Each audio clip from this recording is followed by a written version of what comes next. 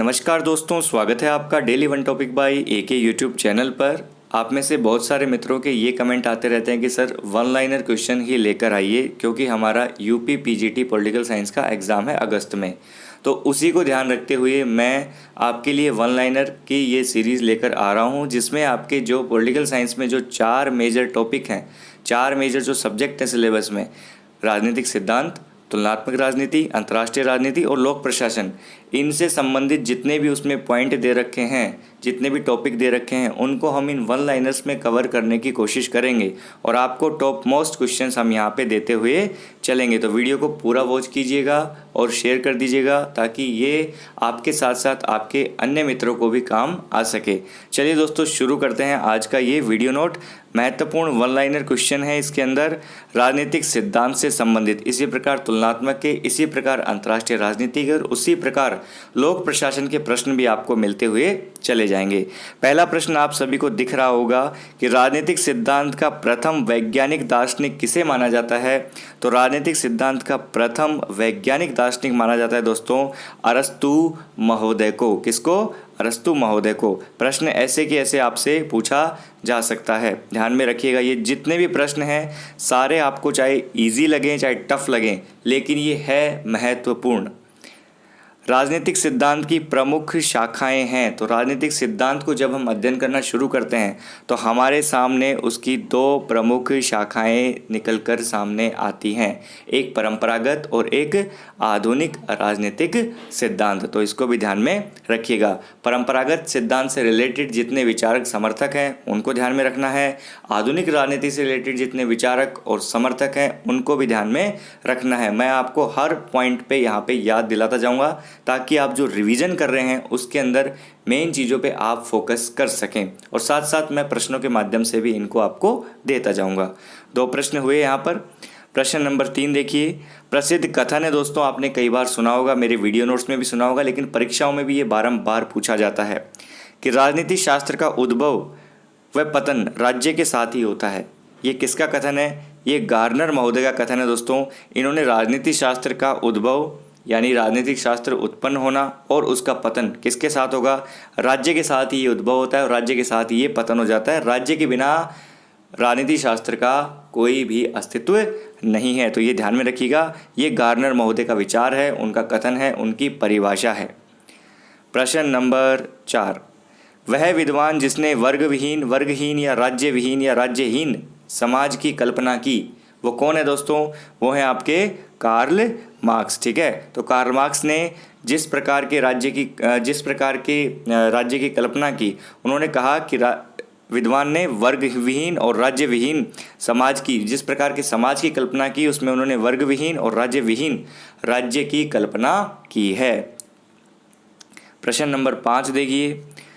प्रसिद्ध पुस्तक spirit of laws के लेखक कौन है? तो ये मॉन्टेस्क्यू की किताब है। मॉन्टेस्क्यू या मांटेस्क्यू, कुछ भी लिखा आपको मिल सकता है। ठीक है दोस्तों, तो ये प्रसिद्ध पुस्तक है स्पिरिट ऑफ लॉज। ये किताब किसकी है? ये है मॉन्टेस्क्यू की। बिल्कुल पॉइंट टू पॉइंट चलेंगे हम, आपका समय भी बचेगा और आपको रिवाइज भी होगा और आपको चीज़ें ये परीक्षा में काम आए, इसी उम्मीद के साथ मैं आपके साथ में लगा हुआ हूँ।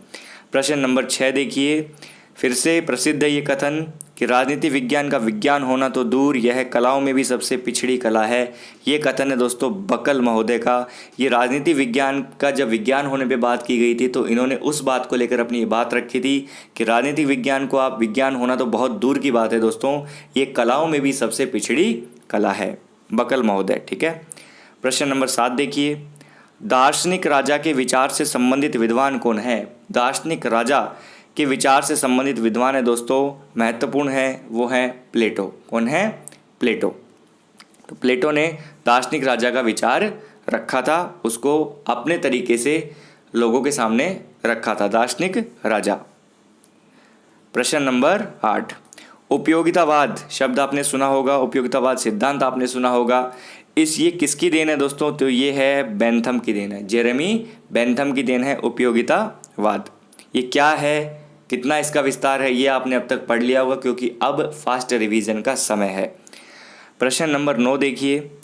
वह दार्शनिक जो मध्यम मार्ग को अपनाने के लिए प्रसिद्ध है, मध्यम मार्ग को अपनाने के लिए प्रसिद्ध है, वो है दोस्तों अरस्तु।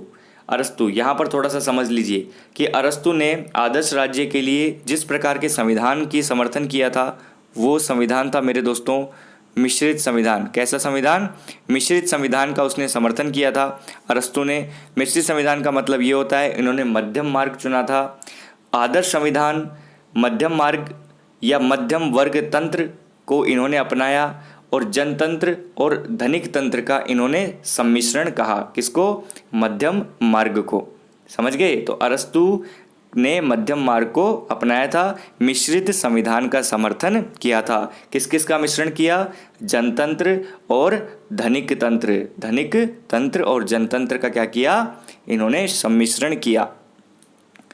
प्रश्न नंबर 10, प्राचीन यूनानी राजनीतिक दर्शन का मुख्य विचार क्या है? तो प्राचीन यूनानी राजनीतिक दर्शन का मुख्य विचार था दोस्तों उत्तम जीवन। कौन सा? उत्तम जीवन।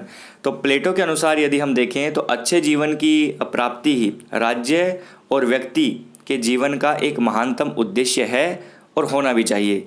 तो रिपब्लिक जो कि प्लेटो की किताब है, रिपब्लिक में प्लेटो के चिंतन का जो केंद्रीय बिंदु है वो आदर्श राज्य की अवधारणा के आसपास है। आदर्श राज्य की अवधारणा है। अपने आदर्श राज्य के विचार में ही इन्होंने किस किस पर बल दिया? कुछ पॉइंट्स पर बल दिया समाज में। शिक्षा और साम्यवाद पर इन्होंने बल दिया। उस शिक्षा और साम्यवाद के आधार पर ये कहते हैं कि राजनीतिक दर्शन का मुख्य विचार क्या है दोस्तों?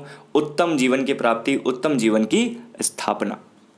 प्रश्न नंबर 11, सेंट ऑगस्टाइन या संत ऑगस्टाइन की पुस्तक द सिटी ऑफ गॉड को किस विषय पर प्रथम पुस्तक समझा जाता है? तो ये ईसाई धर्म जो दर्शन है उसके ऊपर इसको प्रथम पुस्तक समझा जाता है। The city of God. ये किताब किसकी है? डायरेक्टली पहली बात तो प्रश्न यही पूछ लिया जाता है कि ये किताब किसकी है, द सिटी ऑफ गॉड। तो हमें ये ध्यान में रखना है इस संत ऑगस्टाइन की ये किताब है। ठीक है, महत्वपूर्ण है। काफ़ी बार मिलान प्रश्न में या फिर किसी भी प्रकार से ये प्रश्न में पूछा जाता है। प्रश्न नंबर 12 देखिए, अति कल्पना के आविष्कार के रूप में प्राकृतिक अधिकारों को किसने दोषी माना है? अति कल्पना के आविष्कार के रूप में प्राकृतिक अधिकारों को जो दोषी माना है वो माना है दोस्तों रूसो ने। रूसो महोदय ने अति कल्पना के आविष्कार के रूप में प्राकृतिक अधिकारों को दोषी माना है, उन्होंने दोषी करार दिया है।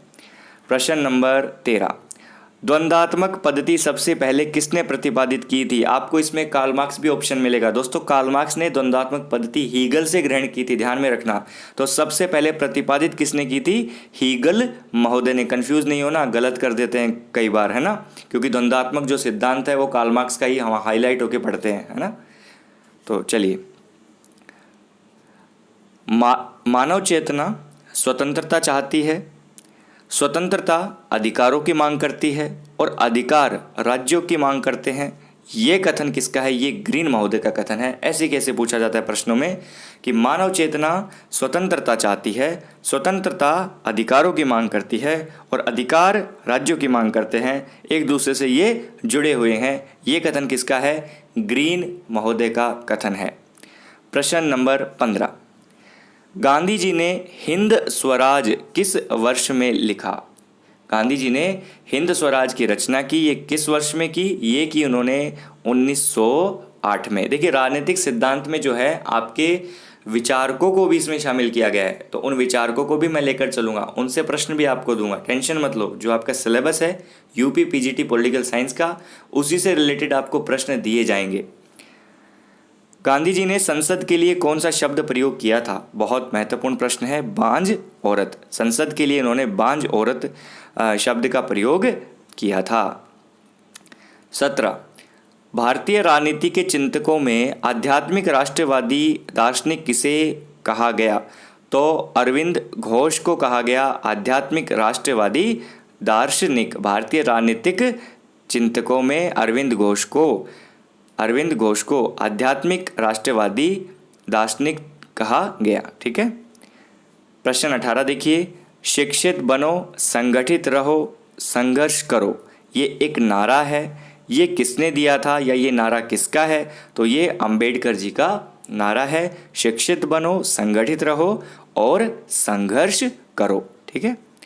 प्रश्न 19 देखिए, जवाहरलाल नेहरू लोकतांत्रिक समाजवाद की स्थापना हेतु कौन से साधन को सबसे उचित श्रेणी में रखते हैं? सबसे उचित श्रेणी में यदि कोई ये साधन अपनाने की बात करते हैं तो वो है शांतिपूर्ण संवैधानिक साधन। शांतिपूर्ण संवैधानिक साधन, इसके माध्यम से लोकतांत्रिक समाजवाद की स्थापना चाहते हैं कौन? जवाहरलाल नेहरू जी। प्रश्न नंबर 20 देखिए दोस्तों, डॉक्टर राम मनोहर लोहिया के चौखंबा सिद्धांत में शामिल क्या क्या हैं? डॉक्टर राम मनोहर लोहिया का जो चौखंबा सिद्धांत है उसके अंदर क्या क्या शामिल किया गया है, ये आपसे यहाँ पर पूछा गया है। तो चौखंबा सिद्धांत को आपको ध्यान में रखना है। गांव, मंडल, प्रांत और राष्ट्र, ये 4 स्तंभ हैं जिनको राम मनोहर लोहिया ने चौखंबा सिद्धांत में शामिल किया है। ठीक है दोस्तों, इसको हमें ध्यान में रखना है। ये प्रश्न आपके लिए दिए गए हैं, ये बहुत महत्वपूर्ण है। मैं कलेक्शन करता रहूँगा, आपके सामने वीडियो नोट के माध्यम से 20-25 प्रश्नों के क्रम में रखता रहूँगा। जब आपकी परीक्षा होगी तब तक आपके सामने बहुत सारे प्रश्न वन लाइनर फॉर्मेट में आप देख चुके होंगे। आपका काम क्या है? वीडियो को पूरा देखना है, वीडियो को शेयर करना है, हमें अप्रिशिएट करने के लिए कमेंट और इसे लाइक ज़रूर करके जाएं, क्योंकि ये मेहनत जो है ये केवल और केवल आपके लिए ही की जा रही है। यूपी पीजीटी के जितने भी कमेंट आ रहे थे उन सभी के लिए मैंने कार्य शुरू कर दिया है, तो आपको मेरा साथ तो देना ही चाहिए। ठीक है दोस्तों, तो इस वीडियो नोट में हमने जो 20 प्रश्न देखे काफ़ी महत्वपूर्ण है परीक्षा के माध्यम से, जिनमें कुछ प्रश्न ऐसे हैं जो परीक्षाओं में पूछे जाते रहे हैं। ठीक है, तो अब हमें अगले वीडियो नोट में आपको तुलनात्मक राजनीति, फिर अंतर्राष्ट्रीय राजनीति, लोक प्रशासन, इनसे रिलेटेड ऐसे प्रश्न आपको दे दिए जाएंगे। कल मैं हो सकता है अपने टेलीग्राम चैनल पर आपको एक शेड्यूल भी दे दूं कि कब कितने बजे किस सब्जेक्ट का वीडियो आएगा। मैं अभी देखता हूं कब कब मैं आपको उपलब्ध करवा सकता हूं।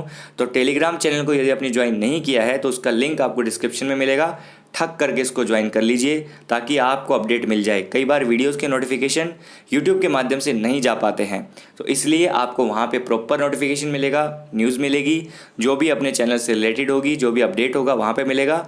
लिंक डिस्क्रिप्शन में है, क्लिक करके उसे ज्वाइन कर लीजिए। ठीक है दोस्तों, चलते हैं, मिलते हैं नई वीडियो नोट में एक और नए टॉपिक के साथ में। Thank you so much.